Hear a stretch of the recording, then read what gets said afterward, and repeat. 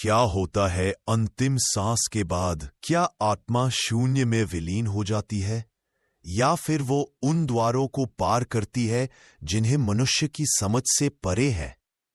नमस्ते आत्मिक यात्री, आज हम बात करेंगे जीवन के सबसे गहरे रहस्य, मृत्यु के बाद की यात्रा के बारे में। ये कोई डरावनी कहानी नहीं, बल्कि तिब्बती बौद्ध धर्म की वो अद्भुत शिक्षा है जो हमें बताती है कि मृत्यु अंत नहीं, एक परिवर्तन है। क्या है ये गूढ़ ज्ञान?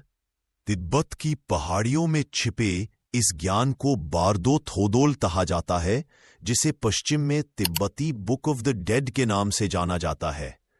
लेकिन ये कोई डरावनी किताब नहीं, बल्कि एक आध्यात्मिक जीपीएस है जो मृत्यु के बाद की यात्रा में आत्मा का मार्गदर्शन करता है। इसके रचयिता थे गुरु पद्मसंभव 8वीं सदी में। भारत में जन्मे इस महान योगी ने तिब्बत में बौद्ध धर्म की नींव रखी। उन्हें गुरु रिनपोचे, अमूल्य गुरु कहा जाता था।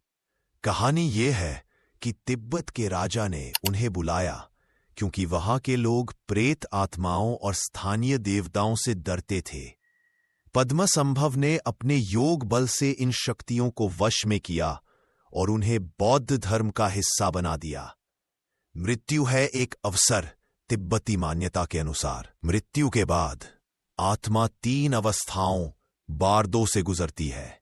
1 चिकाई बारदो, मृत्यु का क्षण। 2 चौन्यद बारदो, दिव्य और भयानक दृश्यों का सामना। सिद्धपा बारदो, अगला जन्म। पहला चरण चिकाई बारदो, जब शरीर छूटता है तब आत्मा एक अद्भुत प्रकाश देखती है। ये कोई साधारण रोशनी नहीं, बल्कि ब्रह्मांड की चेतना है। जो लोग जीवन में ध्यान और साधना करते हैं वे इस प्रकाश को पहचानकर मोक्ष पा सकते हैं, लेकिन जो डर जाते हैं वे अगले चरण में चले जाते हैं। क्यों डरते हैं लोग? हमारा मन अज्ञात से भयभीत होता है। जैसे कोई व्यक्ति अंधेरे कमरे में अचानक चमकती लाइट से घबरा जाए, वैसे ही ये दिव्य प्रकाश अप्रस्तुत मन को भ्रमित कर देता है। यही से शुरू होती है आत्मा की परीक्षा। भाग 2 चौन्यद बारदो, जहां दिखते हैं मन के राज। हम जैसा सोचते हैं वैसा बन जाते हैं। ये वाक्य सच हो उठता है मृत्यु के बाद के इस चरण में। जब आत्मा शरीर से मुक्त होकर चौन्यद बारदो में प्रवेश करती है तो उसे अपने ही मन के दर्पण में झांकने का मौका मिलता है। क्या देखती है आत्मा? 1 शांत देवता, सफेद वस्त्रों में लिपटे, मुस्कुराते हुए दिव्यकृतियां जो प्रेम और करुणा बिखेरती है।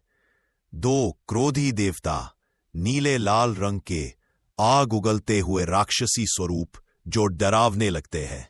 लेकिन यहां राज ये है, ये न तो स्वर्ग है न नरक। ये सभी दृश्य हमारे ही संस्कारों और कर्मों की छवियां हैं। जैसे सपने में हम अपने डर और इच्छाओं को देखते हैं, वैसे ही यहां मन की गहराइयां साकार हो उठती हैं। क्यों आते हैं ये दृश्य? शांत देवता, हमारे पुण्य कर्म और सकारात्मक विचार। क्रोधी देवता, दबे हुए गुस्से, डर और लालसाएं। स्विस मनोवैज्ञानिक कार्ल यूंग ने ठीक ही कहा था, जब तक हम अपने अंधकार को नहीं जानते हम उसके गुलाम बने रहेंगे।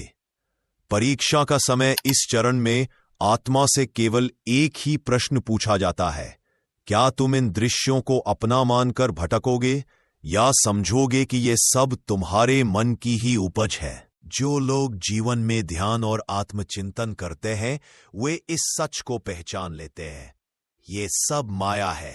न तो कोई देवता मुझे पुरस्कार देने आया है, न ही कोई राक्षस सजा देने है। ये सब मेरे ही मन के खेल है। कैसे मिलती है मुक्ति? शांत देवताओं के प्रति आसक्ति न रखे, क्रोधी देवताओं से भय न खाए, बार बार याद दिलाए ये सब अस्थाई है, ये मेरी ही चेतना का खेल है। जीवन की सबसे बड़ी विडंबना, हम जिसे स्वर्ग समझकर भागते हैं और जिसे नरक समझकर डरते हैं, दोनों ही हमारे अपने मन में बसते हैं। भाग 3 सिप्पा बारदो, कर्मों का न्यायालय और नया जन्म। अब हम पहुंचते हैं मृत्यु यात्रा के सबसे निर्णायक चरण में, जहां आत्मा के सामने खुलता है कर्मों का लेखा जोखा। ये कोई भगवान का न्याय नहीं, बल्कि प्रकृति का अटल नियम है। जैसा बोगे वैसा काटोगे। कैसे काम करता है कर्म का नियम? हर विचार, हर कर्म एक ऊर्जा तरंग छोड़ता है। ये तरंगें बन जाती हैं अदृश्य आकर्षण बल। मृत्यु के बाद यही बल खींचता है आत्मा को उसके अगले जन्म की ओर। 3 प्रमुख शक्तियां जो तय करती है पुनर्जन्म। 1 तृष्णा, लालसा, मुझे फिर से जीना है। द्वेष, घृणा, मैं इस स्थिति से भागना चाहता हूं। 3 अविद्या, अज्ञान, मैं समझ ही नहीं पा रहा क्या हो रहा है। मजेदार तथ्य, जब आत्मा नया शरीर ढूंढ रही होती है तो उसे संभोग करते जोड़े के दृश्य दिखाई देते हैं। तिब्बती ग्रंथों के अनुसार ये एक प्रतीकात्मक आकर्षण है। जिस जोड़े के प्रति आकर्षण होगा उसी के गर्भ में प्रवेश।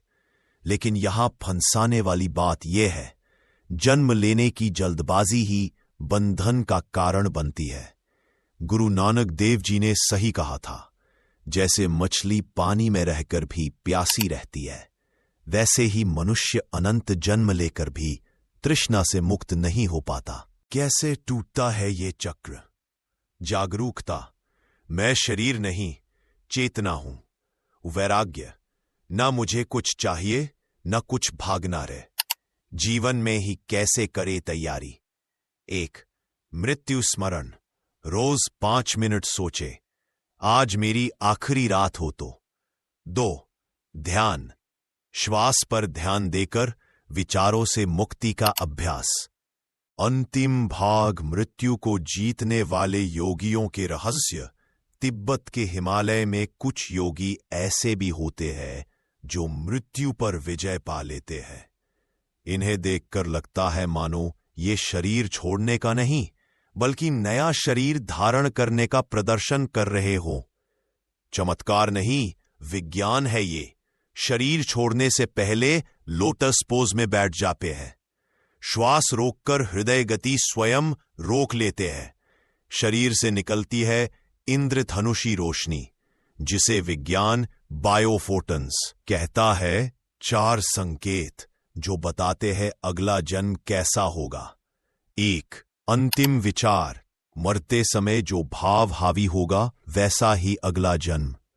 1 अंतिम शब्द, मुख से निकला आखिरी शब्द बन जाता है भविष्य का बीज। असीता, 4 संकेत जो बताते हैं अगला जन्म कैसा होगा। आधुनिक विज्ञान क्या कहता है? डॉक्टर इयान स्टीवनसन ने 50 केस स्टडी कर पुनर्जन्म के प्रमाण दिए। क्वांटम फिजिक्स कहती है ऊर्जा न तो बनती है न नष्ट होती है, सिर्फ रूप बदलती है। मेमोरी ऑफ वाटर थ्योरी, शरीर का 70% पानी सूचनाएं संग्रहित करता है। क्या आप जानते हैं भगवान बुद्ध ने अपने पिछले 500 जन्मों की कथाएं सुनाई थी। ये जातक कथाएं आज भी उपलब्ध है। जीवन का सार, एक तिब्बती कहावत याद रखें, मृत्यु डराने के लिए नहीं, जगाने के लिए है। जिस दिन तुम्हें ये याद आ जाए कि तुम्हारे पास समय सीमित है, उस दिन तुम फालतू चीजों पर समय बर्बाद करना बंद कर दोगे।